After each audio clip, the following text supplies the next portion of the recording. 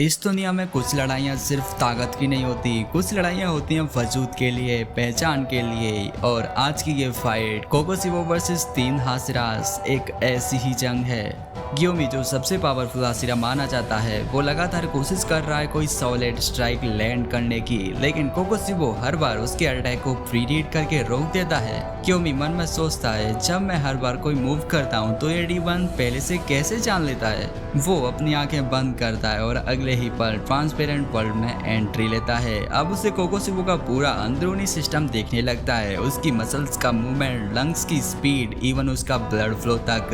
गियोमी whispers करता है, अब तुझे खुद को छुपाने का मौका नहीं मिलेगा। सानेमी, मुइचिरो और गियोमी तीनों एक साथ कोकोसिबो को घेरते हैं। कोकोसिबो हल्की सी मुस्कान देता है, परफेक्ट, तीनों को एक ही बार में खत्म कर दूंगा। लेकिन तीनों उसकी एक्सपेक्टेशन से तेज निकलते हैं, सारे अटैक्स को डॉज कर लेते हैं। गियोमी एक बड़ा बीट कोकोसिबो के हाथ पर फेंकता है और वो सीधा उसके हाथ को डिसेबल कर देता है। सानेमी लाइटनिंग की तरह घुसता है और कोकोसिबो को पीछे धकेल लेता है।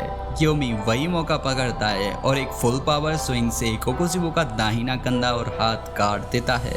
फिर मुइचिरो एकदम सही टाइम पर उसके पेट के आर पास स्वॉर्ड को सेड़ देता है। कोकोसिबो शॉक रह जाता है, ये पॉसिबल कैसे?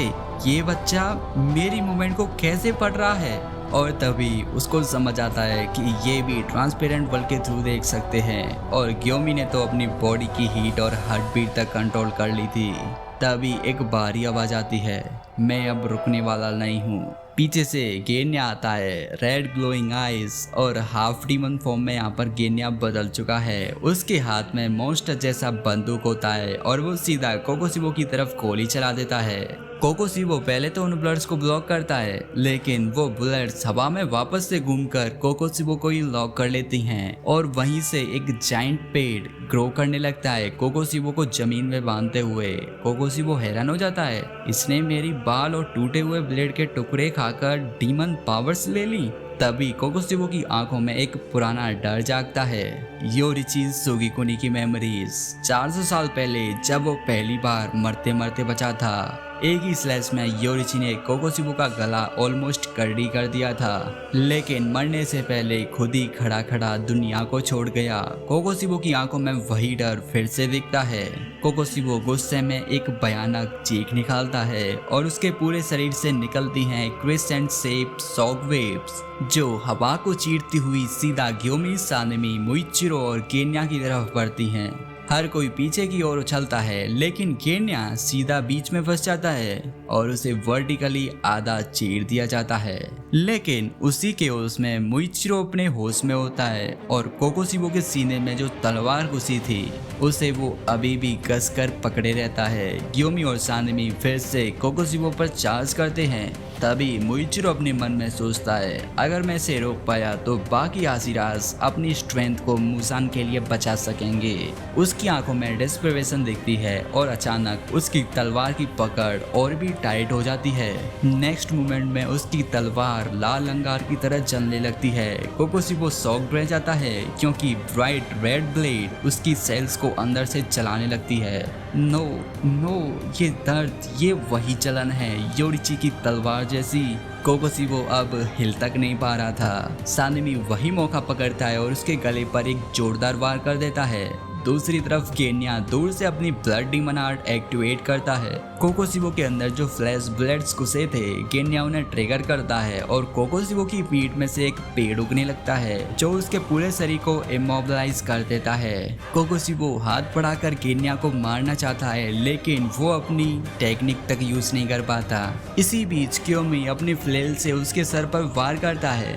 कोकोसिबो अपनी पूरी ताकत लगाता है, वो अपने गले को कटने नहीं देता। गियोमी नीचे से अपने एक्स से काटने की कोशिश करता है, लेकिन कोकोसिबो अपनी ब्लेड से उसको रोक लेता है। वो महसूस करता है कि उसकी ब्लड डीमन आर्ट काम नहीं कर रही, क्योंकि पेड़ उगाने में उसका ऑलमोस्ट सारा खून ड्रेन हो चुका है। फिर वो फिर से मुइचिरो की ब्राइट रेड स्वॉर्ड को देखता है और फ्लैशबैक में चला जाता है। वो समय जब कोकोसिबो इंसान था, नाम था मिचिकात्सु। उसने अपने भाई योरिची से पूछा था, हमारे जैसे लोग जब नहीं रहेंगे तब ये ब्रीथ स्टाइल भी खत्म हो जाएंगी। हमारे बाद कोई इतना ताकतवर नहीं होगा। योरिची ने मुस्कुराकर बोला था, हम इतने बड़े नहीं हैं भाई, एक दिन वो दिन जरूर आएगा जब हमसे भी ताकतवर लोग इस धरती पर चलेंगे और तब हम चैन से अपनी जिंदगी खत्म कर सकेंगे। कोकोशिबो के चेहरे पर उदासी छा जाती है। इसके बाद वापस हम लोग रियल टाइम में देखते हैं सानेमी हवा में कूदता है और अपनी ब्लेड को सीधा ग्योमी की फ्लेल में मारता है, जिससे दोनों वेपन्स आपस में टकराते हैं। टच पॉइंट पर दोनों वेपन्स चमकने लगते हैं ब्राइट रेड में। दोनों की ताकत एक साथ एक्सप्लोड करती है और कोकोशिबो की गर्दन पूरी तरह से कट जाती है। उसकी तलवार भी दो हिस्सों में टूट जाती है। कोकोशिबो जमीन पर गिरता है और बस एक ही आवाज उसके दिमाग में गूंजती है, वो बच्चे जो हमारे बाद पैदा होंगे वो हमसे भी आगे जाएंगे। एक योद्धा जो कभी स्ट्रॉन्गेस्ट बनने निकला था अब अपनी ही लालसा के नीचे दब गया।